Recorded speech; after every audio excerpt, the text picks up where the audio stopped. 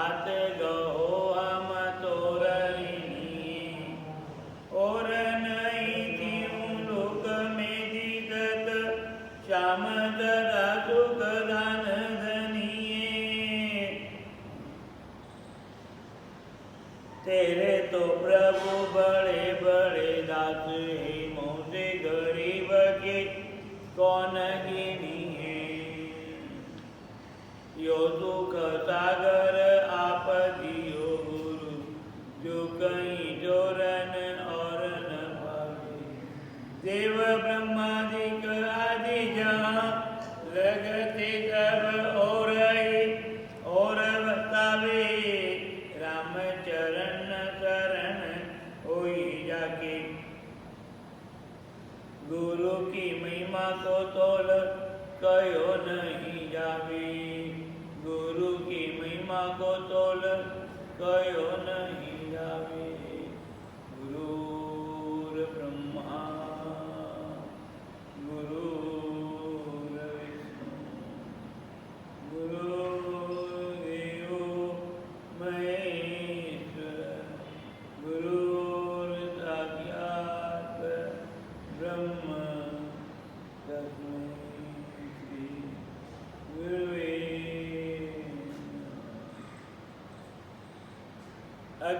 अज्ञानतिमिरान्धस्य ज्ञानाञ्जनशलाकया चक्षुरुन्मिलितं येन तस्मै श्री गुरुवे नमः यं ब्रह्मा वरुणेन्द्ररुद्रमरुतः स्तवन्ति दिव्ये वेदे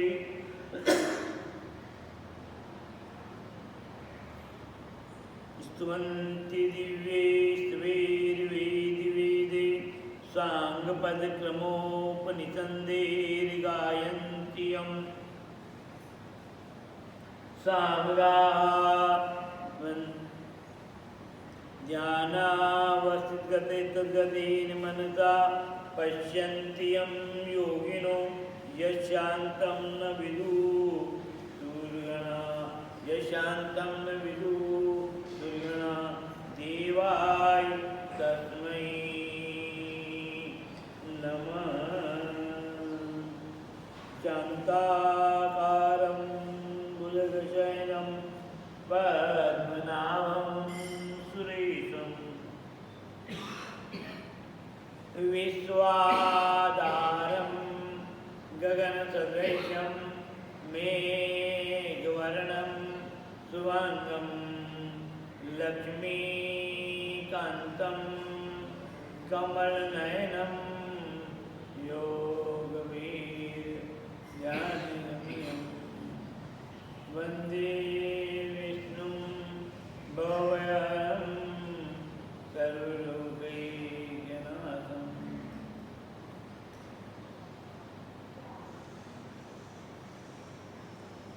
नारायणं नमस्कृत्यं नरं चैव नरोत्तमं देवीं सरस्वतीं व्यासं ततो जय राम राम मुदीरयेत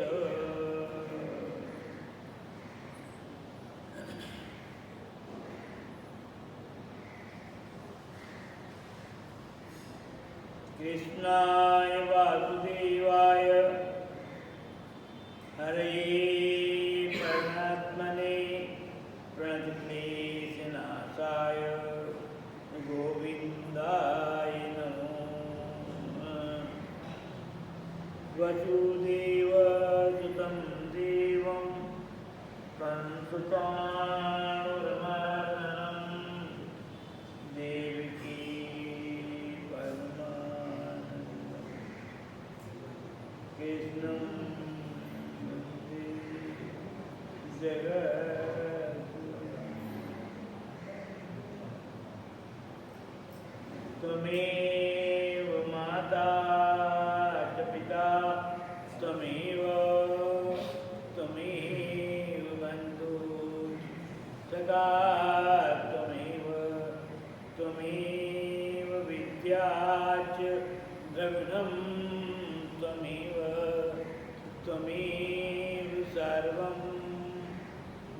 देव देव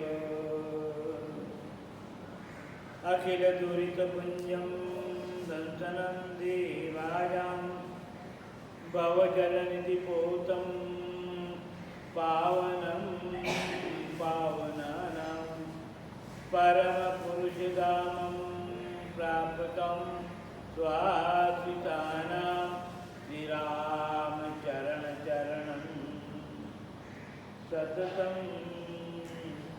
नमामि। श्रीरामचरणचरणं सततं नमामि। रामो राजमणि सदा विजयति रामं रमेशं भजे रामेणाभियता निशाचरचमु रामाय तस्मै नमः। रामान्नास्ति परायणं परतरं रामचिदासोऽस्मि। रामे चित्तय सदा भवतु मे ओ राम मध्वरः। मनोजवं मारुतवेगं जितेन्द्रियं बुद्धिमतां वरिष्ठं वातात्मजं वा नरयोत्तमं श्रीरामदूतं शरणं प्रपद्ये। नारायणं नमस्कृत्यं नरं चैव नरोत्तमं देवीं सरस्वतीं व्यासं ततो जयमुदीरयेत्।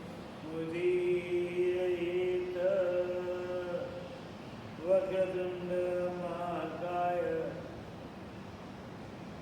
सूर्यकोटिसम्प्रभः निर्विघ्नं कुरु मे देव सर्वकार्येषु सर्वदा। अज अविनाशी गढ़गढ़वासी परमात्मा के श्री चरण कमलों में बारंबार कोटि से प्रणाम निवेदन करते हैं। साथ ही सद्गुरुदेव भगवान के श्री चरणों में प्रणाम। भक्त चरितांक भक्तमाल के व्याख्याकार महात्मा रामदास जी महाराज के श्री चरणों में बारंबार कोटि से प्रणाम निवेदन करते हुए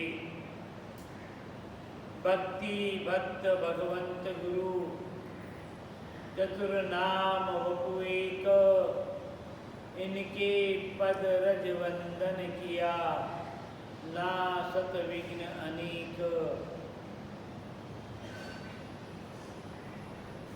के स्वरूप में सभी संत महात्मा के श्री चरणों में बारंबार भक्तों के चरणों में और भक्ति के चरणों में प्रणाम निवेदन करते हुए उपस्थित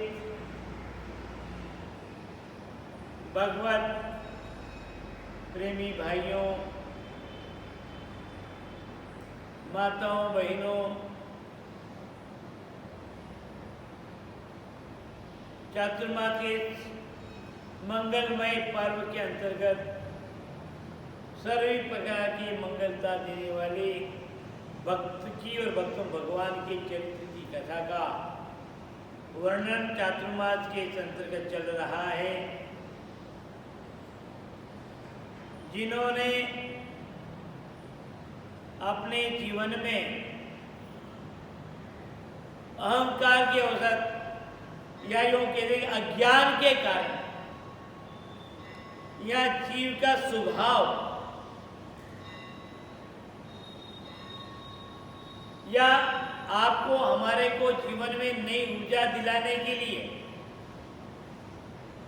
तत्वबोध कराने के लिए इस प्रकार के उदाहरण, इस प्रकार का क्रम, इस प्रकार की लीलाएं, इस प्रकार का अभिनय उन सत्पुरुषों ने किया। कल का प्रसंग चल रहा है भाइयों, महात्मा वर्णन करते हैं और जिनका वर्णन कर किया जा चुका है। गर्ग ऋषि जो राम से रत्ता, गौतम काग उगम की सुमरता, जय देव ऋषि की प्रीत प्यारी, उद्धव हरि से लाई तारी। अर्थात गर्गाचार्य जी का प्रसंग आपको श्रवण करवाया, जिनकी प्रीति राम से लगी थी। गौतम ऋषि और गौतम ऋषि के वंशावली का प्रसंग आप लोगों को श्रवण कराया और इसी क्रम में महर्षि काकभूषण अर्थात जो कौवे के स्वरूप में रहते हुए भी वो ऋषि हैं और कौवे के रूप में क्यों आए, कौन सी भूल हुई, कौन सा श्राप मिला, तो लोमत ऋषि के माध्यम से भी अलग अलग ऋषियों का प्रसंग इसमें है। कल तो महात्मा भूषण जी ने भूल ये की कि शिव भगवान का पूजन अर्चन करते हुए, देखिए भाइयों माता और बहनों, हम बहुत कुछ जानते हैं, बहुत कुछ समझते हैं, पर कितनी बार हमारे मन मस्तिष्क में, हमारे बुद्धि में अज्ञान का समूह आका आवरण आ जाता है और उस अज्ञान के कारण अहंकार आ जाएगा, मेरापन आ जाएगा, मैं हूं, तुम कुछ नहीं हो। उस अज्ञान के कारण प्रलोभन पैदा होगा, लालच पैदा होगा, उस अज्ञान के कारण क्रोध पैदा हो जाएगा, उस अज्ञान के कारण ममता और आसक्ति पैदा हो जाएगी, उस अज्ञान के कारण ऐहिक सुख की ओर मन बढ़ने लग जाएगा, मान सम्मान की ओर मन जुड़ने लग जाएगा, धन का आकर्षण लगने लग जाएगा और हम मूल तत्व परमात्मा और परमार्थ से दूर चले जाएंगे। मूल तत्व है जीव का परमात्मा और परमार्थ तत्व। हमारा जीवन, हमारे स्वार्थ, हमारी दृष्टि, हमारा व्यवहार, हमारी बोली, हमारा चलना, ये सब परमार्थमय होना चाहिए। अज्ञान आया नहीं कि परमार्थ अड़ जाएगा, स्वार्थ आ जाएगा। ये लोभ भी स्वार्थ में, ममता भी स्वार्थ में, अहंकार भी स्वार्थ में, एक सीमा छोड़े हो जाएंगे। और परमार्थ में तो दरिया विशाल सर्वत्र, और स्वार्थ में एक सीमा छोड़ रहा है। समूह बहुत विस्तार है, समग्र संसार है, पर परमार्थ में और स्वार्थ में थोड़ा ये अज्ञान। तो गुरु महाराज का आगमन हुआ, थोड़े नेत्र खोले और देख लिया, और देखने के बाद फिर आंखें बंद कर। अरे जब दिख गया, गुरु महाराज को सामने आ गए और आप भले पूजा कर रहे हैं, अर्चन कर रहे हैं, तो प्रदर्शन के लिए कर रहे हो कि दर्शन के लिए कर रहे हो? ये एक विचारणीय प्रश्न जीवन में। हम मंदिर जा रहे हैं, पूजा कर रहे हैं, हम सत्संग सुन रहे हैं, तो यह हमारे जीवन के कल्याण का भाव है कि प्रदर्शन का भाव? लोग हमें अच्छा कहेंगे, लोग हमें मान देंगे, ये ऐसा है। निष्काम भाव से मंदिर जाओ। पर देखना, अपन मंदिर जाते हैं ना, तो सबके के पीछे मन में कामना है। सबके मन में, मैं जाऊं तो मेरे मन में कामना है, मैं सोचूंगा राम करो अच्छा हो जाए, ये हो जाए, सब कामना ही कामना है। पर एक अंतर उस कामना में, एक स्व है और एक पर है। अरे परमात्मा के पास जाएं तो परमात्मा में लीन होने के लिए जाएं। परमात्मा के पास जाए ना तो परमात्मा। दूसरी बात, वो जब तक हमारा शरीर रहेगा उसके लिए योग क्षेमम की व्यवस्था उस परमात्मा ने कर रखी। एक सज्जन का नियम था कि मैं रोज एक ब्राह्मण को भोजन करूं। जब तक ब्राह्मण को भोजन नहीं कराऊं तब तक मैं भोजन नहीं करूंगा। वर्षों से उसका नियम चल रहा है और नगर में गांव में वो घूमते रहते। कोई नया ब्राह्मण आ जाए, कोई अनजान आ जाए और कोई भी के भूखा, चलो बता रहा हूं, एक आए, दो आए, तीन आए, बड़े प्रेम से, आदर भाव से, सम्मान से उनको घर पर लाते, भोजन कराते और उनकी एक एक गतिविधि, एक एक लीला, एक एक व्यवहार ब्राह्मणों देखा करते। मंत्र बोले, भगवान का ध्यान धरा, भोग लगाया, तो रोज ध्यान। ब्राह्मण का तो नियम है कि भोजन करने के पहले अपने आप को भी पवित्र, जहां बैठे उस भूमि को भी पवित्र, जिस पत्थर में भोजन करते उसको भी पवित्र जल छिड़क करते। मंत्र याद हो या ना हो, पवित्र हुआ, याद हो या ना हो, कोई बात नहीं, पर पवित्रता की। हाथ पांव धो लो। बाहर से आए हैं, मैंने कितनी बार निवेदन किया कि एक सनातन धर्म कहो या हिंदू धर्म कहो, या अपने आप में हर व्यक्ति के लिए एक वैज्ञानिक लौकिक ज्ञान, जिससे हमारा शरीर स्वस्थ रहे, बीमारियां कम से कम आए। प्रातः काल से लेकर के दिनचर्या तक और रात को सोने तक सब विधान बनाए कि ऐसे होना चाहिए, ऐसे होना, और इससे हमारा तन भी स्वस्थ रहे। ये कोई एक समाज विशेष का नहीं, ये समग्र मानव जाति का, समस्त मानव। कोरोना ने सिखा दिया ना हाथ धोना, कोरोना सिखा दिया ना घर में भोजन करना, बाजार का नहीं खाएंगे। क्यों साहब? कोरोना आ जाएगा। अरे कोरोना क्या आ जाएगा? ये पद्धति हम लोग, जो हमारे आचार विचार की पद्धति थी, आचारो प्रथमो धर्म, धर्म की पहली सीढ़ी यदि है तो पवित्रता, शुचिता। और आज तो, आज के वर्तमान युग में हम सफाई को महत्व देते हैं, स्वच्छता को महत्व देते हैं, पर पवित्रता पर ध्यान नहीं देते।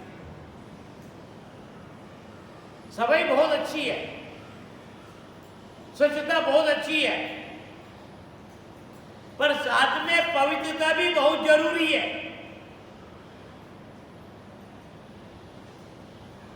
हर घर में जाएं आप, हर परिवार में जाएं, साफ सफाई, नीट एंड क्लीन मिलेगा, व्यवस्थित मिलेगा,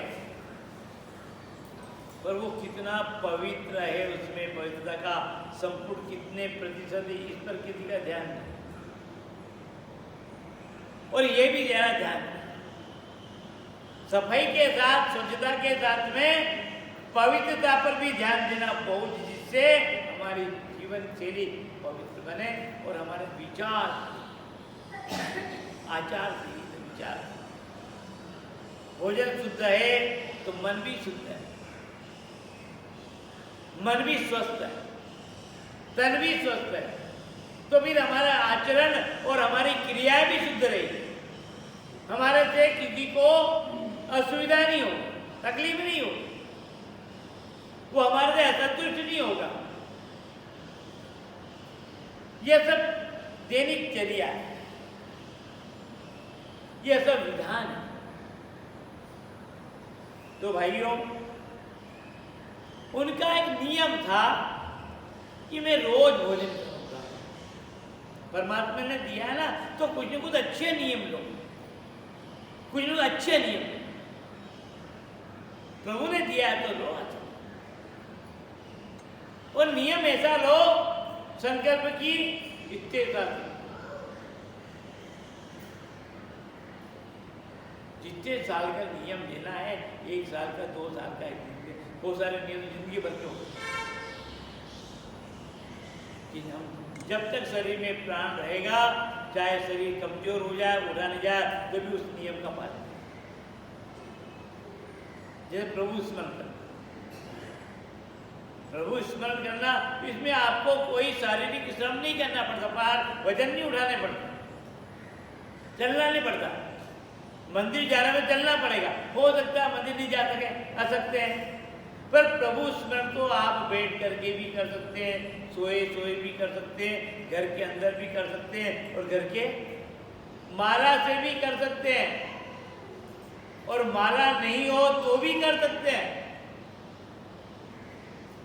ये तो आप कभी भी कर सकते हैं कि मैं जीवन में प्रभु स्मरण तो करूंगा ही करूंगा, चाहे कुछ भी हो जाए, कैसी भी परिस्थिति। अब उसमें शारीरिक कमजोरी, शारीरिक दुर्बलता या शारीरिक बाधाएं क्या तकलीफ दे दी आपको? कोई दे रही क्या? हम बहुत सारे मुझे कल नहीं आए, आज तो बुखार आया, रोक दिया, वो उस नियम में विघ्न आ गया रोज के आने में। पर राम राम करने में तो बुखार भी नाराज नहीं हो।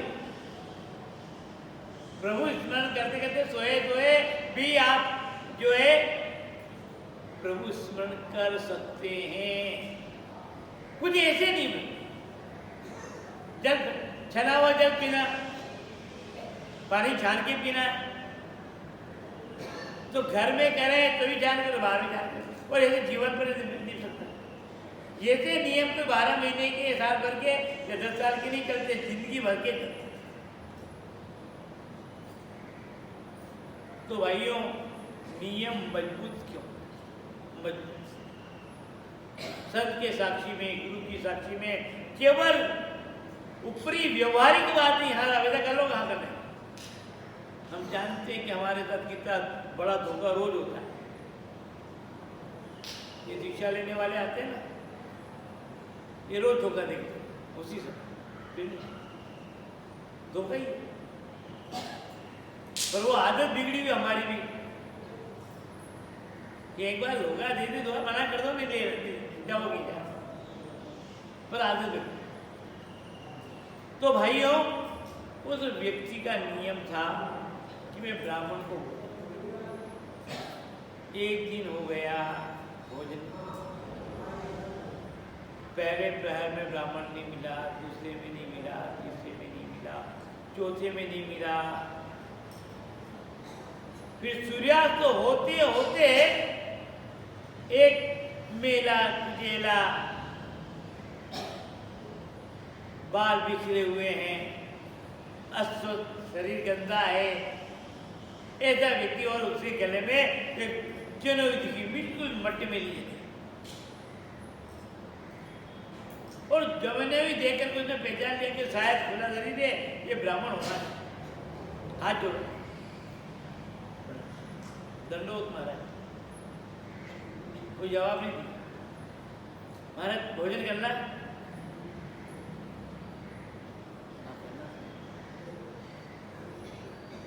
तो चलो मैं भी सुबह से भूखा हूं, मैं भी सुबह से भूखा हूं। मेरा नियम है कि जब तक मैं ब्राह्मण को भोजन नहीं कराता, तब तक मैं भोजन नहीं करता। अब वो किसके लिए भोजन करा रहा है? ब्राह्मण को। मेरे को भूख लग रही है, मेरे को जिमना है, इसलिए आपको जिमा रहा हूं। बाकी तो मेरे को जिमना है इसलिए आपको जिमा रहा हूं। अब ये भी अहंकार, ये भी अज्ञान, सेवा का भाव। नियम में भी बहुत सारी बातों को भूलना, पालन करें तो दिखावा नहीं। चलो, बड़े प्रेम से स्वागत सत्कार किया, आसन बिछाया और भोजन किया, कराया और गई भोजन तैयार। पर वो बेचारा सुबह का भूखा था ब्राह्मण, और न तो उसने जल छिड़का, न मंत्र बोला, और जैसे ही परोसगारी किया, न भगवान को बुलाया, और जैसे ही खाने लगा एक गिलास मुंह में, ठहरो महाराज मेरा भोजन आप जैसे के लिए नहीं। मेरा भोजन है ना ब्राह्मणों के लिए, जो पहले भगवान को भोजन भोग लगाए, पवित्रता से बोल मंत्र बोले। आप तो मंत्र मंत्र कुछ भी नहीं बोले, इसके लिए थोड़ी मेरा भोजन। उठो, ब्राह्मणों के लिए, फिर नहीं ब्राह्मणों का। भाइयों याद रखना, भोजन जब भी बने, जो भी बने, कैसा भी बने, भूखों के लिए, भूखों के लिए भोजन है। व्यक्ति विशेष के लिए नहीं, समाज विशेष के लिए नहीं, जाति विशेष के लिए नहीं। आपके यहाँ पर चाहे ब्रह्म भोज है, अतिथि भोज है, मेहमान भोज है, विवाह के कारण भोज हो रहा है, पर कदाचित आपके घर आंगन में उस दिन कोई भूखा आ गया तो ये मानकर उसको मत टरकाओ, नौता थोड़ी थी। बहुत सारे लोग केवल उसके लिए आते हैं, तो हमारी निगाह में आ जाते हैं, अरे इस रोज के खाने के लिए आ जाते हैं। अरे ये आपके ऊपर एहसान कर रहा है, उपकार कर रहा है, आपके ऊपर एहसान कर रहा है कि कम से कम आ तो रहा है। आप तो हाथ जोड़ो, किसी के पाँव पकड़ो तो भी नहीं आते। आप हाथ जोड़े, पाँव पकड़ लेंगे, जब आपको बताना पड़ेगा मेरी कुछ भी गलती माफ कर दो, पर ये तो बिना बुलाए आया, तो इसको ज्यादा सम्मान दो ना। और अपन क्या करते हैं, अपन करते क्या व्यवहार में, भोजन हर समय भोजन चल रहा हो और कोई परिचित हो अपरिचित हो आकर के पंगत में बैठ गया, निमंत्रण दे रखा हो या न दे रखा हो, अच्छे कुल का हो या क्षुद्र कुल का हो, उसको भोजन बड़े प्रेम से सम्मान से जैसा हम मेहमानों को देते हैं उसी प्रकार उसको भोजन कराना, ये अपने जीवन का पहला कर्म।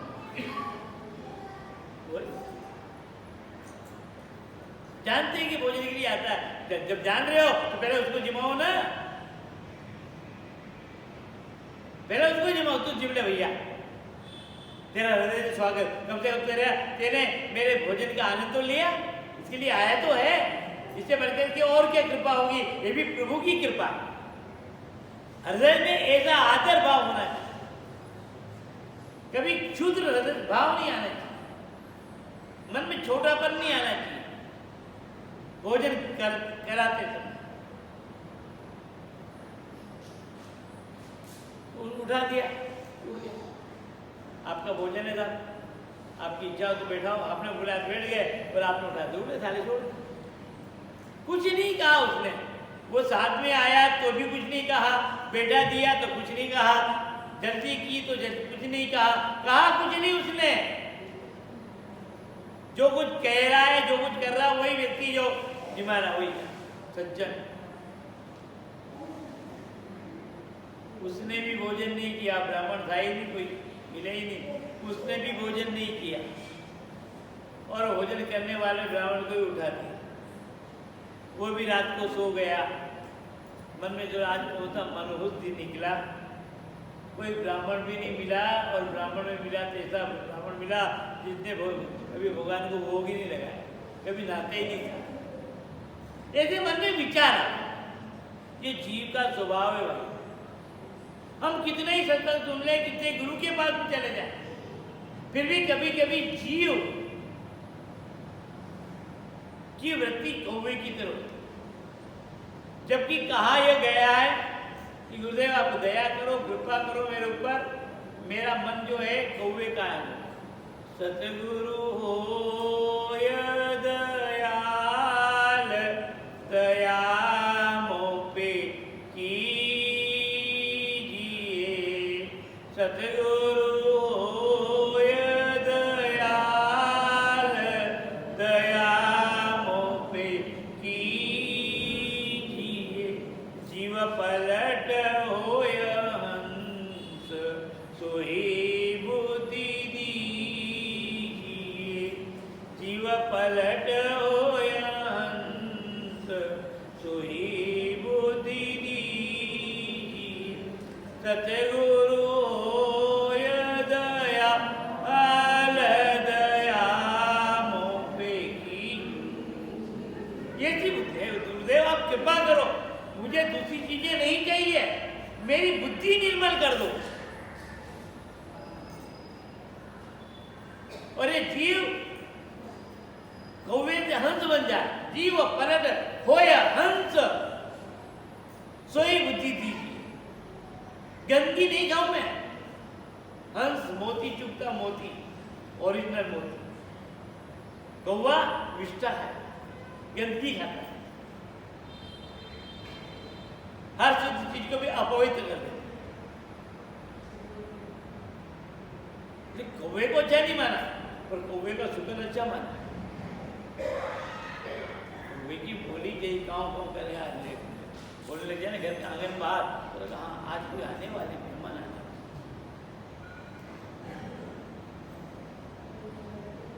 ऐसा है भाव। तो चीज तो दोनों अच्छी बड़ी तो है, पर संतों ने कहा गुरुदेव मेरे वैसी कृपा करो कि मेरी बुद्धि निर्मल हो जाए। और ये जीव स्वभाव, ये क्या है? जीव का स्वभाव है। हम कितना ही कभी कभी आ ही जाते शुद्ध तौर पर। भगवान कृष्ण ने कहा कि छोटा मन, छोटा दिल, ये दुर्बलता का प्रतीक है। अरे इतने सारे व्यक्ति जिम रहे हैं, 10 जिम रहे हैं, और 10 में 2 और कोई भूखे जिम ले, क्या तकलीफ पड़ गई आपको? कोई कम पड़ जाएगा क्या? और पढ़े तो पढ़े और बना रहे। हमारे गुरु महाराज तो कहते कि देखना ध्यान, भोजन में करने के बाद भोजन में कमी आ जाए ना, तो समझना भगवान की बहुत बड़ी कृपा। भोजन बचे वो सौभाग्य नहीं है, भोजन कम पड़ जाए वो सौभाग्य है। कि सबके लेखे लग गया। अब तो फिर जबरदस्ती से जाकर के ये तो काम प्रसाद दिए तो वही आऊँगा, बांटने जाऊँगी राजा। फिर अब तो उसको जबरदस्त मजबूरी आ गई। अब किसको कहने के उपयोग में कराना करते तो हो ही गया। 1.5 द्वारा बच गया, और हमारा वो वृद्धि सिद्धि आ गई। अरे ये नहीं सोचा कि बहुत कम लोग आए, आपने लिमिट का ही बनाया था, बनाया तो लिमिट का। तो फिर और जितने का भी भोजन बनाओगे ना, बड़े घर पर आपने अन्नपूर्णा जो है जैसे भोजन बनाती है, वो आटा उतनती है और पिंडी बनाती है, उसके पहले गजानन जी को बैठा देते। कोई भी मिला, शिक्षित हो या अशिक्षित हो, संस्कार वाली हो या बिना संस्कार वाली, वो जैसे पिंडी बनाएगी आटे की उतन करके, क्या करेगी पहले? क्या बैठाएगी भाई? यहाँ से तोड़ के इधर ऊपर रखने का जरूरत पड़ी तेरे को? बगैर से तोड़ दी। ये है गजानन जी की। कोई भी भारतीय महिलाएं किसी भी वर्ण की हो, किसी भी समाज की हो, किसी भी जाति की हो, किसी भी उम्र की हो, रिद्धि सीधी आ जाए। एक व्यक्ति का भोजन बनाया फिर बच जाएगा, एक फुलका भी बचेगा, 2 भी बचेंगे। आप जानते हो 2 रोटी खाते हो, तो आप 2 नहीं, आपके मन में अपने आप 2 नहीं बने, 3 बच जाएंगे। ये है ईश्वरी दया। तो भोजन बचे पर भोजन कर ले। जितना 2 व्यक्ति को बुलाया, 3 व्यक्ति जुड़ गए, इसमें नहीं।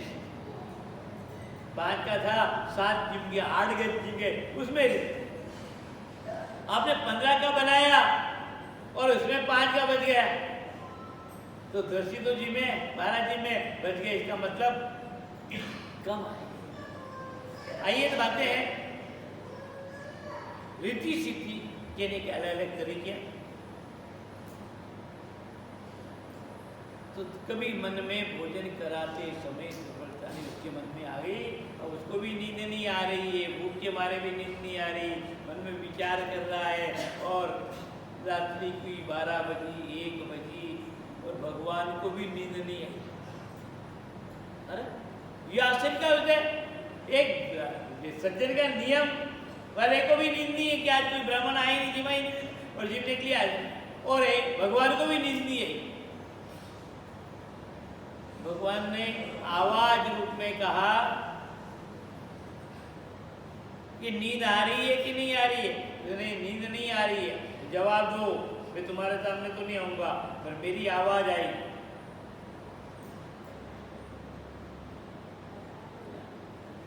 क्यों नहीं? अरे तुम्हारा नियम था ना, उस नियम की पूर्ति करने के लिए रात्रि सूर्यास्त के बाद में एक ब्राह्मण को मैंने भेजा था कि मेरा बच्चा जो भूखा न रहे, तेरे नियम की पूर्ति कराने के लिए एक को भेजा मैंने और तेने उसको भोजन नहीं कराया और यह मान दोष देख करके भोजन नहीं कराया कि इसने भगवान को भोग नहीं लगाया, ब्राह्मण वृत्ति नहीं है, मेरा भोजन तो ब्राह्मणों के लिए है। ये तेरा ज्ञान, तेरा अहंकार था। अरे जो व्यक्ति मेरे इस प्रकृति में जन्म लिया, जिसको मैंने जन्म दिया है, वह आज तो इतने साल का हो गया, वह आज तक भूखा नहीं बैठा रहा, उसने मेरे को माना ही नहीं, फिर भी मैं भोजन देता रहा। और एक दिन तेरे पास भेजा मैंने, एक दिन तेरे पास भेजा कि चल तू जो है आज उसके घर में चलना, उसका नियम पूरा हो जाएगा। और एक दिन में भी तेने उसको भोजन नहीं कराया, उठा दिया। मैं तो उसको इतने साल से निभा रहा हूं और तू मेरा भगत है, नियम का पालन करने वाला। एक टाइम के लिए भेजा था, केवल एक टाइम के लिए, और उससे तेरा भी नियम पूरा हो जाता, तू भी भूखा नहीं रहता, और तुमने एक टाइम भी भोजन नहीं दे सका, और नियम भी क्या था? ये तेरा ज्ञान नाश। तो भोजन में कभी कोई भी भोजन करने आया तो भूखे को भोजन जो भी है उसमें रूखा सूखा जैसे भी है। अपना स्टैंडर्ड मत दिखाओ, मेरे तो कपड़े अच्छे हैं और घर भी अच्छा है तो मैं भी ऐसा चकाचक 5 प्रकार की मिठाई बनाऊं, ये बनाऊं, कितनी देर लग जाएगी, कितना समय लग जाएगा? आप तो प्रेम से दाल चावल फुल्के जो भी है बना दो, और यहाँ पे उपलब्ध जो भी है रुका तो सुबह का तो भी चलेगा। आतिथ्य सत्कार करना ही हर व्यक्ति का पहला दायित्व, किसी भी रूप में, किसी भी पता नहीं किस रूप में परमात्मा कब आ जाए। तो भाइयों, महाराज ने उठ करके केवल छद्मनाभ से नेत्र खोल लिए, देखा नहीं, प्रणाम नहीं। भगवान शिव को बड़ा, महात्मा के तो मन में कुछ भी नहीं आया कि ये मेरा शिष्य है और इसने मेरा अपमान किया, ऐसा कुछ।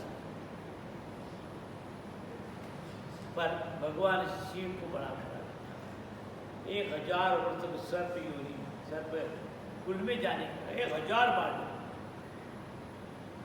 प्रार्थना की, बनना तो पड़ेगा, पर इसको जन्म का और मरण का कष्ट नहीं होगा। जन्म में और मरण में दोनों में बहुत पीड़ा होता है। यह आशीर्वाद है, जन्म मरण का पीड़ा नहीं होगी, तकलीफ नहीं पड़ेगी, चिंता मत करो। और उसके बाद फिर 1000 बार सर्प योनि देखना, विचार करना, 1000 बार सर्प योनि में, और एक योनि के हिसाब की कम से कम उम्र मानते हैं तो 1000 वर्ष मानते, 1000। अब 1000 बार जन्म लेना और 1000 को 1000 से गुणा करो तो कितने साल? पर जन्म लिया और मरा, जन्म लिया और मरा, जन्म लिया और मरा, जन्म लिया और मरा। भागवत में आपने कथा सुनी ना, जड़ भरत जी हरिण के रूप में आ गए, तो उन्होंने कहा हरिण को पता नहीं कितने साल से जिंदा रहना पड़ेगा, आपने को तो उसका त्याग करो, इस योनि का, पशु योनि का त्याग कर दो। तो माँ का दूध नहीं पिया, निराहार रहे, चारा नहीं चरा, अन्नमय प्राण, शरीर में प्राण जब तक हमारे अन्न है और ठीक तत्व है तो प्राण शरीर में रहेंगे, और ये तत्व नहीं पहुंचेगा तो प्राण भी नहीं रहेंगे, निकल जाए, बस फिर शरीर खाली।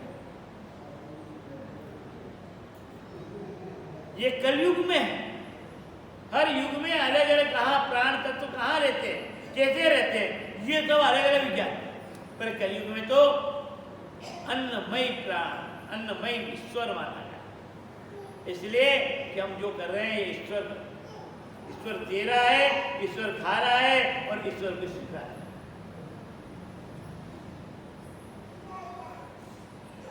ये भाव बहुत जल्दी वो 1000 बार भी सर बनकर के आगे, और उसके बाद में फिर जन्म हुआ अयोध्या में,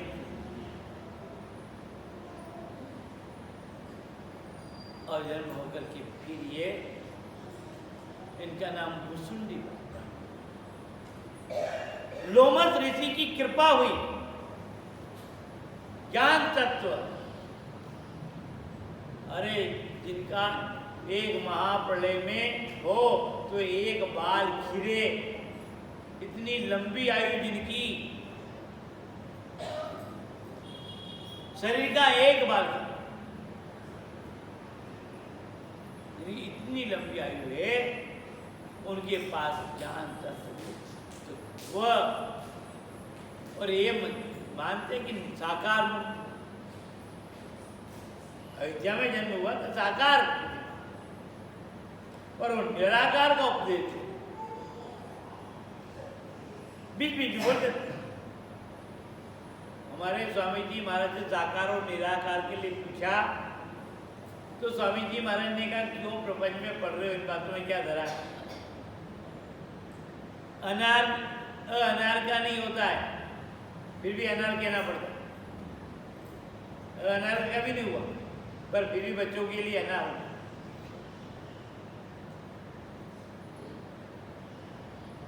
साकार निराकार के भेद नहीं।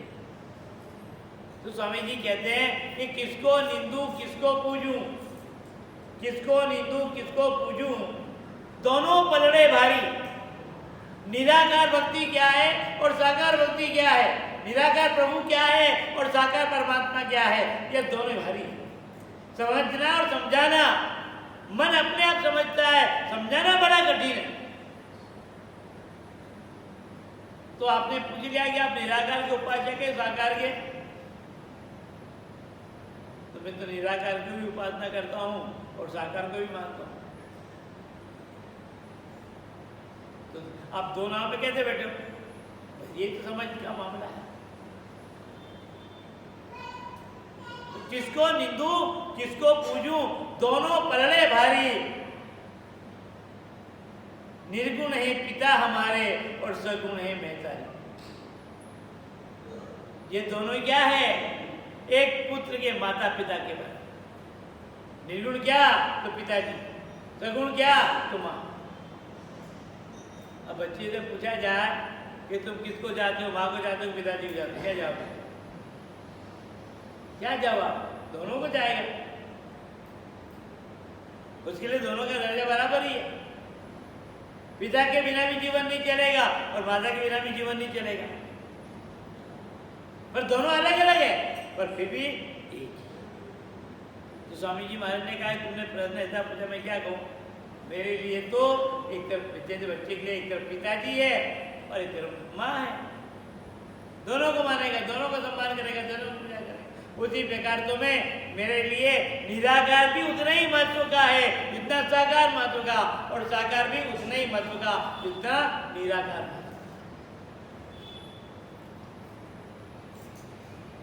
जीवन चले।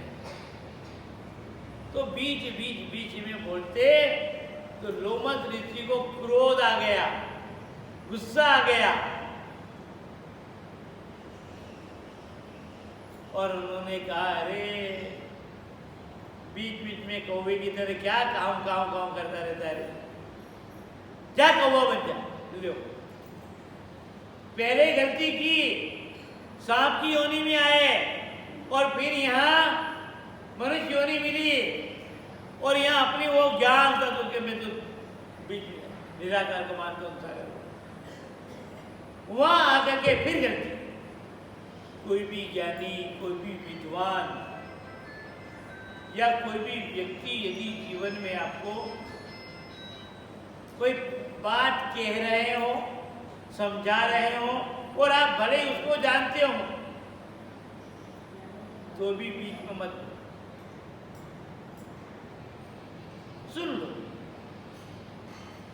आप ये मत करो सुनने की बात नहीं, ये भी मत, फोड़ भी मत, महसूस मत होना तो मैं जानता हूं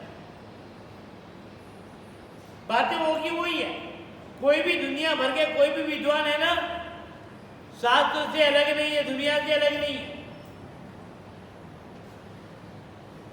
कोई कहने का तरीका बदल सकता है, कहने का तरीका बदल सकता है, समय बदल सकता है, और बातें वही है। कोई आज आपको पता लग जाए कि कोई चीज सब, ये बात तो हमने आज तक जीवन में सुनी नहीं सुनी, आज सुन ली ना, मौका तो मिल गया। और ये तुम्हारा नहीं पता करते, ऐसी बातें हमने सुनी ही नहीं। बहुत सारी फिल्मों में, इसमें सीरियल के प्रोग्राम आते हैं ना, उसमें नई नई चीजें तो पूछते लोग महाराज, भाई मैंने तो आज तक एक भी कोई सीरियल नहीं, कोई नहीं पूछा। हाँ थोड़ा बहुत देख जरूर लिया, पर पूरी कोई नहीं देखी। बीच में वो लॉकडाउन लगा तो था, वो मैंने रामायण ही देखो, पर ये भी नहीं देखी। ये समय ही ऐसे यार, देख ही नहीं पाते। तो भाइयों, माता और बहनों, सीरियल में बताते बहुत सारे अजूबे थे कि भारतीय इसमें ये बताया, ये है क्या, साथ में है क्या, होगा ऐसी कोई बात नहीं। और नहीं है थोड़ी बहुत अपनी तरफ से नमक मिर्ची तो मिलाना ही पड़ता, मसाले आप सच। और इतना ज्ञान कर भी लोगे तो होगा क्या?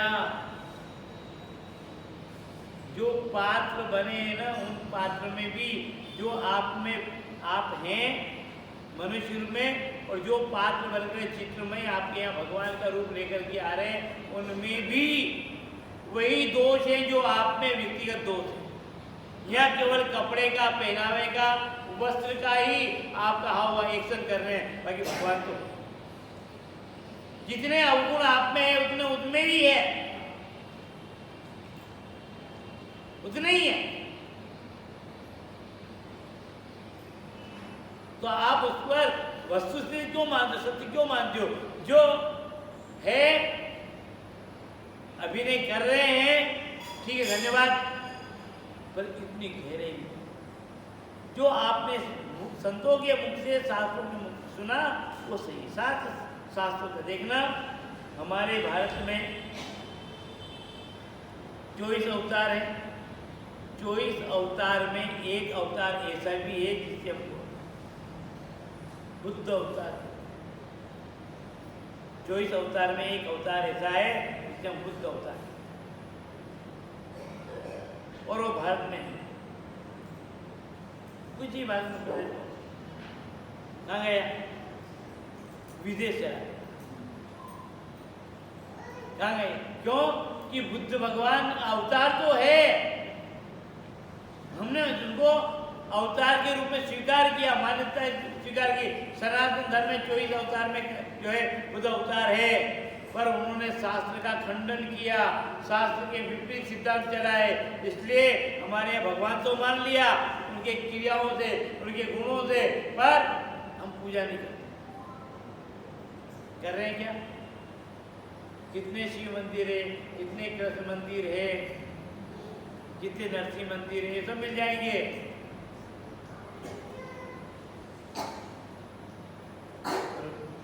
बुद्ध मंदिर मिलेगा क्या? नहीं हो तो नहीं। बुद्ध का चरित्र पढ़ लेंगे, उनकी कहानी पढ़ लेंगे, उनके उपदेश दे देंगे, उनकी शिक्षाएं दे देंगे, पर उनको भगवान मान लेंगे। चौबीस अवतार में वो भी अवतार है, पर फिर भी हम मंदिर क्यों नहीं है कि तुमने हमारे धर्म ग्रंथों का खंडन किया। शाश्वत तो धर्म ग्रंथ, शाश्वत गीता शाश्वत, भागवत शाश्वत, वेद शाश्वत। तुमने हमारे शास्त्रों को खंडन किया। मूर्ति तो कुछ भी हो खंडन करो, कोई बात नहीं, पर शास्त्र का खंडन नहीं होता। भगवान कृष्ण भागवत के लिए कहा जाता है कि भागवत ग्रंथ जो है भगवान कृष्ण का वांगमय स्वरूप है। ये 10वां स्कंद जो है ना, ये भगवान का हार्ट, हृदय स्पंद। 11वां स्कंद, 12वां स्कंद मेधा।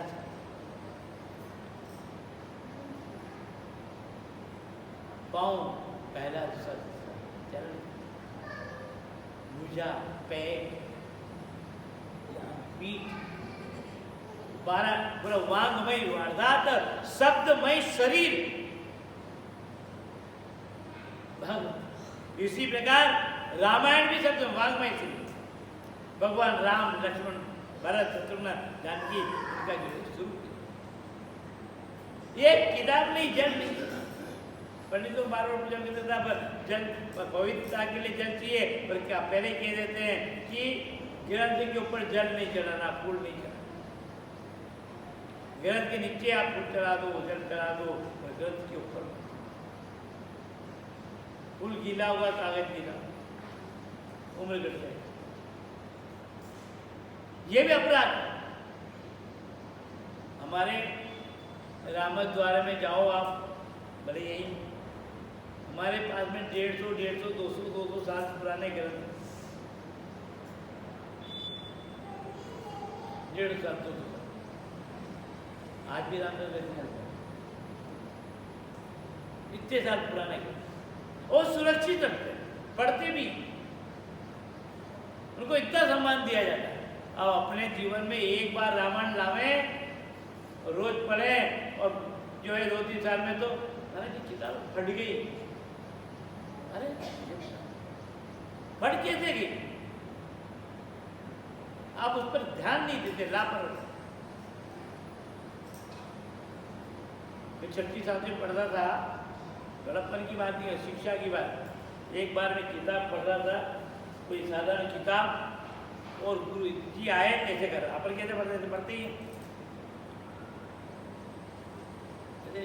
अपन कैसे पढ़ते किताब को हर व्यक्ति आ गया। मैं ऐसे ही पढ़ रहा था जिससे सारी, और गुरु जी आए, देखा उन्होंने, सोया सोया पढ़ रहा था, और एक चादर कौन सी गलती हुई है? ये गलती हुई कौन सी?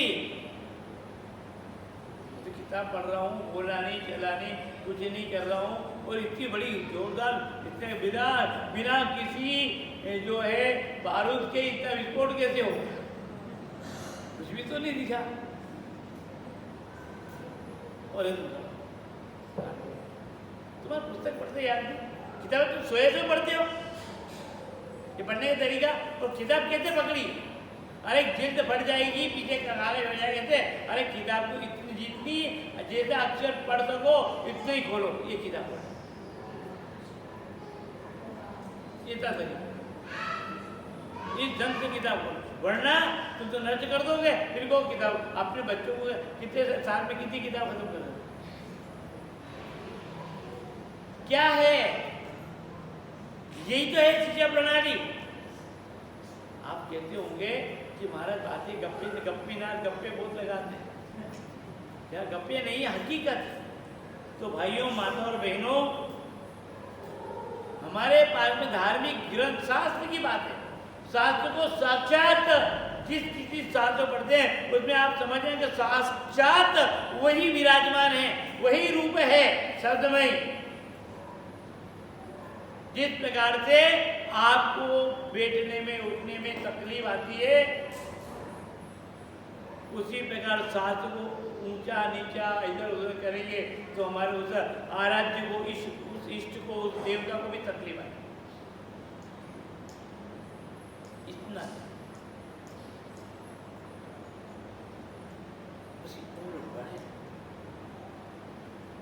तो शास्त्र का इतना बड़ा सम्मान कि शास्त्र साक्षात परमात्मा। तो मेरे कभी कभी हंसी आती है कि भक्त लोग आते हैं कि महाराज मेरे पास रामायण पढ़ी, ले आऊँ, ले आऊँ। बिल्कुल जीर्ण शीर्ण गीता अपने गौरव की और रावण को बहुत मजबूती से आती है, पर ऐसी दूरदर्शी करते हैं। मैंने कही कब कितने साल पुराने? नहीं महाराज जी मैं रोज पढ़ता हूँ ना इसको, फिर मैं रोज पढ़ता हूँ, नियम है मेरा। तो कितने साल हो गए? बस 3-4 साल ही हुए, फट गई महाराज, अब फेंकने से तो रहा, आप यहाँ ले आओ, मेरे यहाँ ले आओ। ये शिक्षा धर्म ग्रंथ को हम अपने प्राणों से भी है। मैं कहता हूँ मेरा लाइब्रेरी में है वो सर किताब है, तुमसे कोई मानता नहीं भैया एक बार मेरे को चांटा मार दोगे मेरे को दुख नहीं होगा, चांटा मार दोगे तो मुझे कोई दुख नहीं होगा, पर मेरे से यहाँ से पुस्तक ले जाने के बाद में उसको अस्त व्यस्त कर दोगे तो मेरे को बहुत बुरा लगेगा। मेरी संपत्ति ये पैसा कौड़ी सोना चांदी हीरे मोती मानी जमीन जायदाद नहीं है, मेरी पुस्तकें ही मेरी संपत्ति। उनको संभाल के रखो, संवार करके रखो, अस्त व्यस्त मत।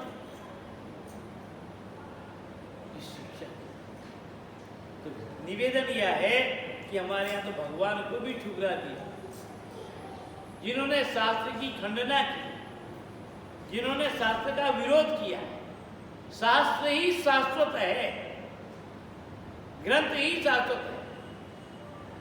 ये हमारे लिए एक प्रकार के चार्जर है ज्ञान।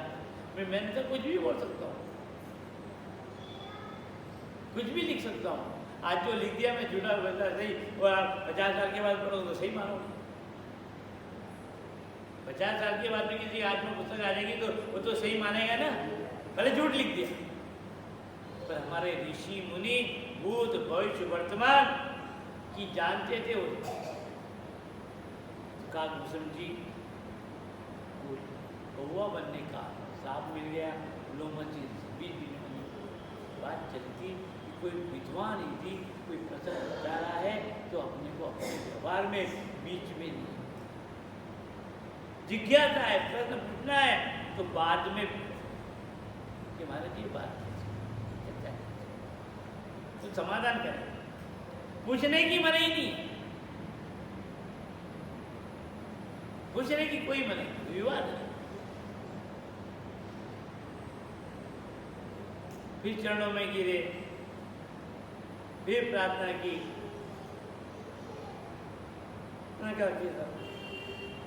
अब कौवा तो है पर जो मत चलो कोई बात नहीं,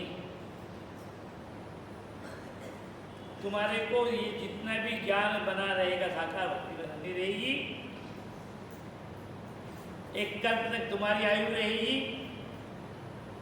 और जब भी भगवान अवतार लेंगे तभी तुम अयोध्या में चले, और तुम जहाँ निवास करोगे वहाँ पर 1 योजन तक माया का कोई प्रभाव नहीं पड़ेगा। भगवान की माया परेशान करती है, ये भगवान से दूर कर देती है, इसलिए तुम जहाँ पर भी रहोगे ना तो 1 योजन अर्थात 4 कोस तक माया, और तुम्हारे तुम जो पक्षी के रूप में हो तो पक्षी संत महात्मा ऋषि मुनि सब पक्षी के रूप में आकर के तुम्हारे से जिसके मन में जो जो संदेह हैं, आपने रामायण अच्छी प्रकार से पढ़ा, गरुड़ जी का संवाद, काकभूषण जी का संवाद, ये क्या है? तो मैं इस प्रसंग को यहीं विराम देना चाहूँगा। कल महाराज जयदेव जी की उदारता, उनका त्याग, उनकी क्षमाशीलता, कितनी महान क्षमाशील रहे, ये प्रसंग करा जयदेव का कल सुनाने का प्रयास करेंगे। थोड़ी देर नाम जप करना है। राम राम राम राम राम राम राम राम राम, राम।